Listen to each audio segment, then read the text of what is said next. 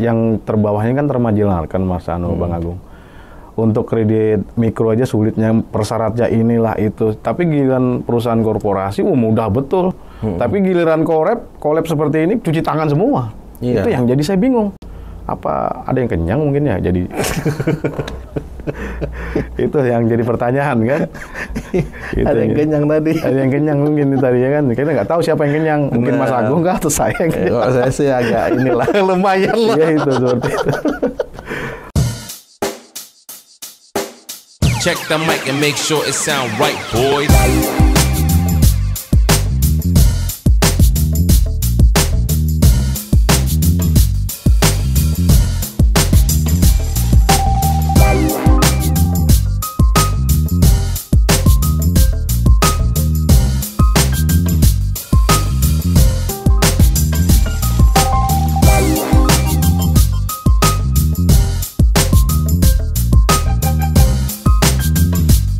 Assalamualaikum warahmatullahi wabarakatuh. Kembali lagi di bekesahanbusam.id bersama saya Agung, dan kita kedatangan tamu yang sangat luar biasa. Udah lama nggak ketemu main-main di Busam. Alhamdulillah nih diundang kedua kalinya nih, Bang. Dengan apa nih, bro kah, mas atau bang nih ya kan? Ya bro aja deh. Bro ya. Karena kita sama anak muda kan? Iya. Anak muda yang goncangan dunia nih. Siap. Dengan Bro Irfan, apa kabar? Siap, baik brother. Bang. Alhamdulillah siap. Alhamdulillah. Gimana kabarnya Bang Agung? Alhamdulillah baik. Tambah gagah aja nih kayak. Enggak juga. Mungkin faktor emang keturunan ganteng kan? Oh iya.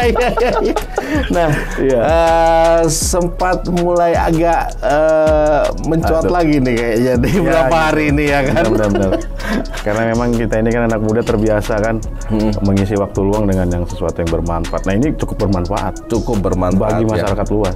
Nah kita bicara next ini kita simpan dulu. Siap. Ya kan. Kita bicara beberapa waktu Desember kayaknya ya. Betul. Ada viral tentang korupsi Bank Jateng nih. Iya, luar biasa itu. Nah, terus sudah ditetapkan ya sama Barreskrim 5 orang tersangka. 5 orang tersangka ya. Betul. Nah, menurut Bang Irfan sendiri seperti apa sih itu Bang? Wah itu kasus yang skandal korupsi yang saya lucunya juga gini. Kenapa peran KPK di pusat dengan Barreskrim itu kayak lo adu cepat untuk menangkap gitu kan. Cuma saya akui untuk Barreskrim Mabes Polri sekarang ini karena ada dari instruksi Kapolri menginstruksikan presisi istilah mereka kan, tagline mereka. Nah itu kita manfaatkan sebagai masyarakat bahwa ini momen kita sebagai masyarakat ini harus cerdas secara intelektual karena masyarakat itu punya hak yang sama di mata hukum. Benar. Dasar kita adalah keterbukaan informasi. Nah, karena mudahnya kita mendapatkan informasi dari media apapun, media online atau media surat kabar, kita mengolah data itu, kemudian kita menganalisa, kemudian bikin tim-tim yang ibaratnya sefrekuensi dengan kita. Kemudian kita menemukan sesuatu kejanggalan di daerah kita sendiri, dan itu cukup mengejutkan menurut saya. Jadi kita bicara tadi Bank Jateng ya. Bank Jateng akhirnya clear ya kan masalahnya. Dan saya rasa itu mungkin masih ada lagi ditetapkan tersangka tambahan mungkin. Gitu ya? Iya pasti. Karena kok nggak salah yang saya baca termasuk di Belora dan lain-lain kan. Benar. Ada temuan di daerah Sumatera juga ada BPD gitu. Nah, terus apa yang sekarang dilakukan nih sama? Nah, kayaknya ada kemarin ada ciutan nih ya kan? Iya benar. Tentang rakyat menggugat nih. Iya benar. Nah, jadi saya ini gimana nih bisa cerita ini? Saya sedikit berilustrasi Mas Agung ya. Saya pribadi tidak sendiri, saya beraliansi dengan tokoh-tokoh daerah, salah satunya dari LBH, yang itu rekan baik saya, Kanda Gusti, kemudian dari rekan-rekan aliansi mahasiswa peduli penegak hukum. Nah, kita beraliansi, kemudian kita bikin meeting, kita mengkritisi seperti apa sih kita berkontribusi buat negara. Kan mengkritisi itu kan suatu kontribusi juga. Benar. Nah, lewat inilah kita berkontribusi untuk negara. Karena apa? Suka nggak suka kan Kaltim akan jadi IKN ya. Salah karo. Jadi suka nggak suka kita harus lebih cerdas daripada sebelumnya kan. Benar. Nah, untuk itu kami dapat data yang A1 sebenarnya itu dari pusat bahwa ini menyuguhkan masyarakat sebenarnya, nilainya fantastis. Kerugian negara itu sekitar 663 miliar. Di Kalimantan Timur. Kalimantan Timur. Waduh. The best itu kalah yang Jateng tadi 500 kan? Iya. Kalimantan Timur 400. Kalau salah Jateng kan 482 ya. Iya benar. Ini indikasinya ada penyelewengan lagi nih. Kalau saya sih bukan bilang penyelewengan, kerugian negara. Kerugian negara ya. Jadi ada kebijakan yang ditetapkan oleh Bank BPD itu merugikan negara, artinya NPL kan, non-performing loan yang itu kalau masyarakat cerdas, ini bank hampir collab ini. Kalau nggak disupport dari kas daerah, dari negara pusat ke daerah. Karena Bank BPD ini saya lihat dia arus kasnya dari tergantung dari penyaluran dana pusat ke daerah. Nah kalau itu terhenti, wah ini bisa windows dressing istilah dari perbankan gitu. Gitu ya. Bisa collab Bank BPD. Nah terus kemarin sudah melayangkan beberapa kali surat gugatan ke. Cuman respon dari Bank BPD sendiri seperti apa nih? Sejauh ini kami bentuknya diplomasi persuasif. Artinya sejauh ini masih minta diplomasi waktu, terus kemudian jadwal pertemuan. Cuma sampai saat ini saya kesulitan.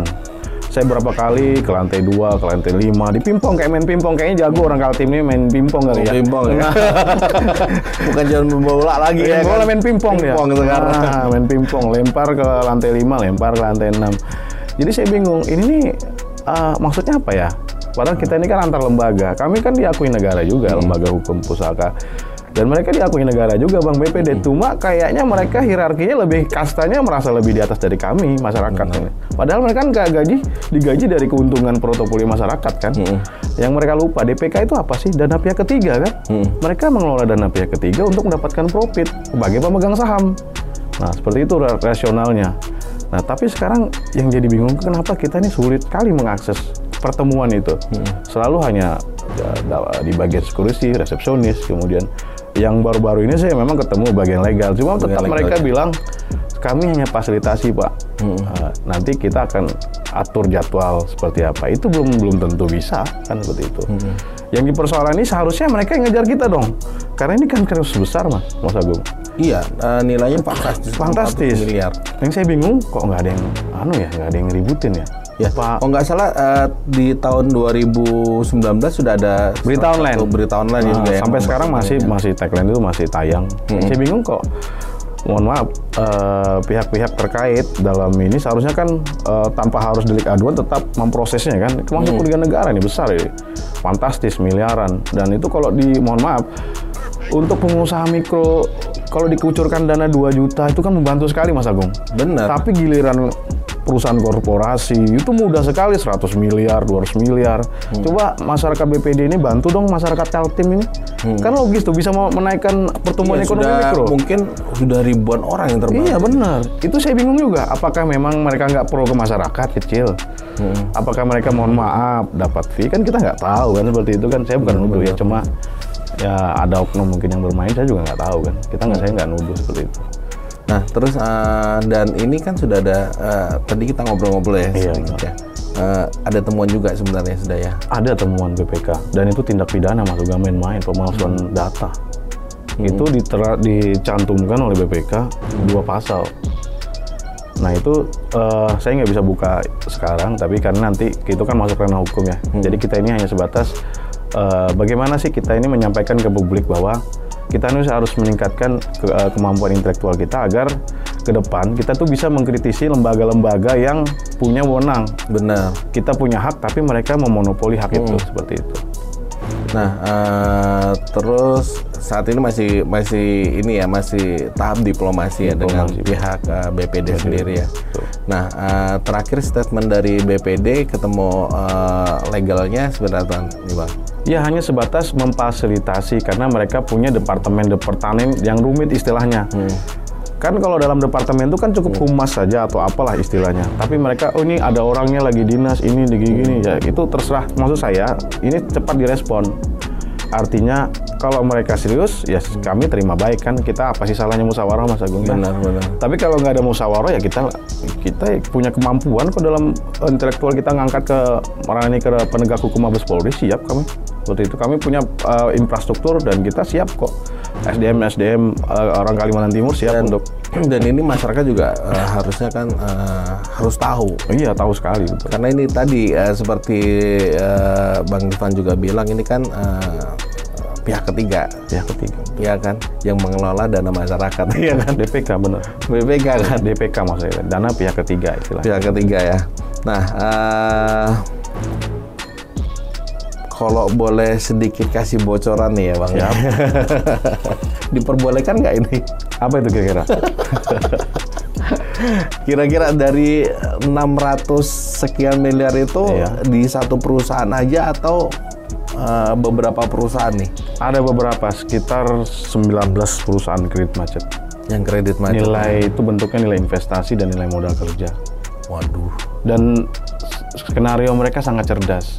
Malah ada indikasi kejahatan korporasi malah. Kalau memang itu kita kan beranalogi aja. Narasi kita kan boleh sebagai masyarakat kan, bukan menuduh suatu, tapi narasi kita kan boleh karena tadi melihat adanya indikasi itu tadi ya. Betul. Jadi saya beropini bahwa ini kejahatan bukan kejahatan yang main-main, ini terstruktur Mas Agung. Karena di situ jelas mereka memalsukan data yang bentuknya mencatut salah satu kantor akuntan publik yang ada di Kalimantan Timur. Yang ada di Kalimantan Timur. Untuk menaikkan grade portofolio perusahaannya yang tujuannya meningkatkan pencairan likuiditas kreditnya. Seperti itu, yang awalnya mungkin jadi appraisalnya mungkin dinaikin. Betul sekali. Appraisalnya seharusnya mungkin nilainya 60% dinaikkan sampai 80% agar di markup seperti itu. Kan itu pemalsuan, tuh pidana murni. Iya. Nah, ada dua konteks di sini yang perlu saya informasikan bahwa ada dugaan pidana debitur, ada dugaan pidana kreditur. Krediturnya bentuknya oknum, bukan lembaga.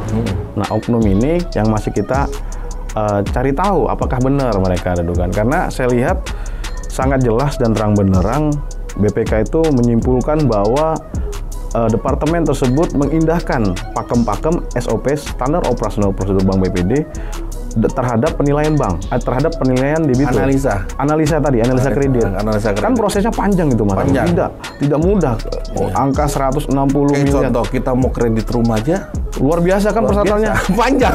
Bisa 1 bulan. Bisa 1-2 bulan malah ya kan. Benar, pertimbangan apa? Nah, mereka kan pasti punya kredit komite kan. Benar. Di rumah itu menganalisa data-data kan, kemudian bikin semacam seperti apalah, kita nggak tahu kan, itu rahasia mereka. Nah, pasti kalau nggak ada indikasi, mungkin kita nggak tahu juga kan, indikasi itu kan banyak, karena ya kita suka nggak suka. Banyak temuan tadi yang tadi lihat BPD tadi, Bank BPD Jateng, hampir 400-an lebih kan. 482 dan ada indikasi mereka menerima persentase dari kredit yang dikucurkan. Anggap aja persentasenya 5%, kan lumayan itu. Nah, itu jadi seperti itu. Jadi kita ingin menuduh, tapi biarkanlah proses ini berjalan. Nanti biarlah penegak hukum. Kan penegak hukum ini banyak levelnya nih. Ada di daerah, ada di provinsi, dan ada Mabes Polri. Kami siap, SDM kami siap. Artinya kalau memang pihak BPD, manajemen direksi tidak ingin bermusyawarah dengan kami, ya kita akan tempuh jalur hukum seperti itu. Jadi kita bersyukur juga untuk menyambut IKN ya kan? Iya benar. Menyambut IKN, nah kita juga akhirnya ya harus mengupgrade kita nih. Masyarakat juga harus lebih cerdas. Lebih cerdas. Artinya orang pusat Jakarta itu bisa, kenapa kita nggak bisa gitu? Benar. Mereka makan nasi, kita makan nasi. Beda kalau mereka itu makan paku mungkin. Nah, kita jadi gitu. Jadi simpelnya bahwa SDM Samarinda itu sebenarnya Kalimantan Timur itu sama cerdasnya dengan orang pusat di Jakarta. Nah, terus langkah berikutnya dari Bank ini kan ada tiga ornamen ya. Pertama dari AMMPH, terus dari LBH Pusaka dan Pesut sendiri ya. Nah, langkah berikutnya apa nih Bang yang kira-kira akan dilaksanakan nih?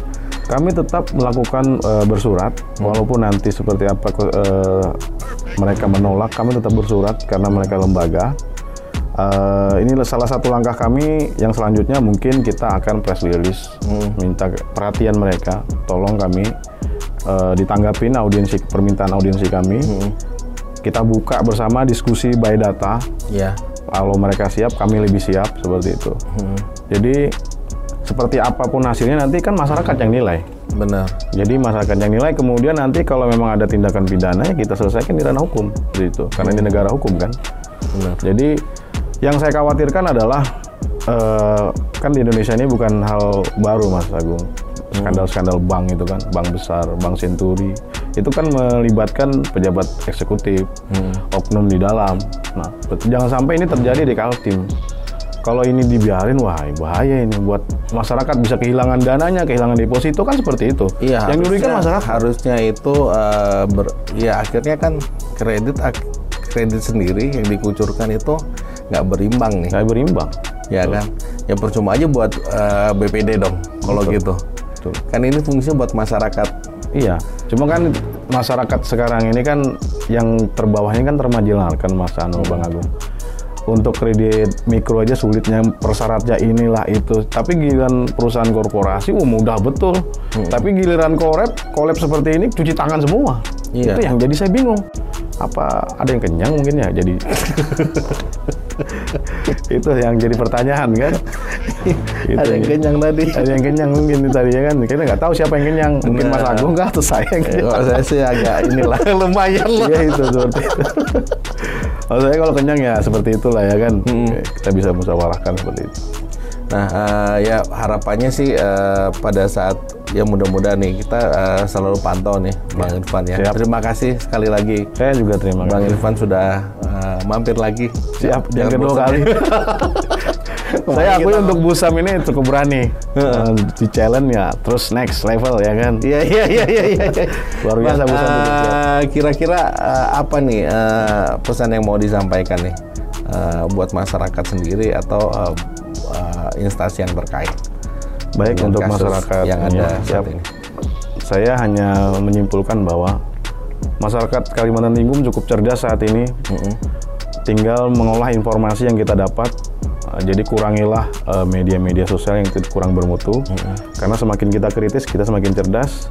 Kemudian saya sampaikan ke pihak terkait, departemen-departemen yang ada di Bank BPD, direksi-direksi, mohon kami difasilitasi dalam bentuk audiensi agar masyarakat publik tahu bahwa kami ini mewakili atas nama masyarakat Kalimantan Timur. Benar. Dalam bentuk class action. Apabila terjadi kerugian di Bank BPD atau kolaps, masih yang dirugikan masyarakat. Masyarakat akan kesulitan mengakses menarik dananya, mencairkan liquid depositonya seperti itu. Jangan sampai terjadi lah. Jangan sampai terjadi di Jakarta, atau di Surabaya kemarin ya. tadi. Dan ini kasus yang tadi kan baru berapa hari aja, berapa minggu yang Jawa Tengah itu tadi BPD. Iya, benar. Jangan sampai ini mencuat dan berestafet ke Kalimantan Timur, itu yang kita cegah. Ya jangan sampai jadi pola yang sama. Nah itu. Kalau pola yang sama berarti SDM di sini berarti kurang lebih aja berarti ya. Oke, mungkin seperti itu Bang. Siap. Ada yang mau disampaikan lagi Bang Cukup Irfan? Kayaknya saya ini menahan untuk tidak terlalu melampaui batasan saya. Siap. Cukup di bagian ini saja, Bro. Kita selalu pantau dan Siap. ikutin. Siap. Mudah-mudahan apa yang diperjuangkan teman-teman atau Bang Irfan sendiri bisa mendapatkan hasil yang berkeadilan buat masyarakat. Siap. Ya kan, dan saat ini memang diatur dengan undang-undang juga ya. Benar. Untuk keterbukaan publik dan lain-lainnya. Informasi keterbukaan publik. Dan itu hak kita untuk bertanya ke mereka. Benar. Ya jangan sampai kita akhirnya nggak tahu apa-apa nih. Iya. Ini namanya kebodohan publik jadinya, memberi publik ya kan. Akhirnya nggak tahu apa-apa, mau diselewengkan ke atau apa, bukan udah ya? Iya benar. Selewengkan atau apa kan kita Nggak tahu. nggak tahu nih. Tapi kan yang cross check kan bukan lembaga ecek-ecek Bang Agung. Ya siap. Badan Pemeriksaan Keuangan Negara itu nggak main-main mereka. Benar. Mereka sama cerdasnya dengan para oknum-oknum itu. Benar. Seperti itu. Ya kita tunggu. Siap. Gitu. Mungkin seperti itu untuk podcast Bekesahan hari Siap. ini, singkat, jelas, padat. Ya kan. Mudah-mudahan apa yang diperjuangkan nanti dapat hasil dan Terima kasih. masyarakat juga bisa menerima edukasi yang Mudah-mudahan. cukup terbuka. Buat jadi masyarakat semua tahu. Siap. Mungkin seperti itu. Siap. Bang Irfan, Bang makasih Agung. sekali lagi. Saya terima kasih Kehormatan buat kita sudah Sama datang ini. ke Luar biasa Busam ini, wah, keren. Ya, kami akhiri podcast pada hari ini. Saya Agung dari busam.id, pamit undur diri. Assalamualaikum warahmatullahi wabarakatuh. Waalaikumsalam.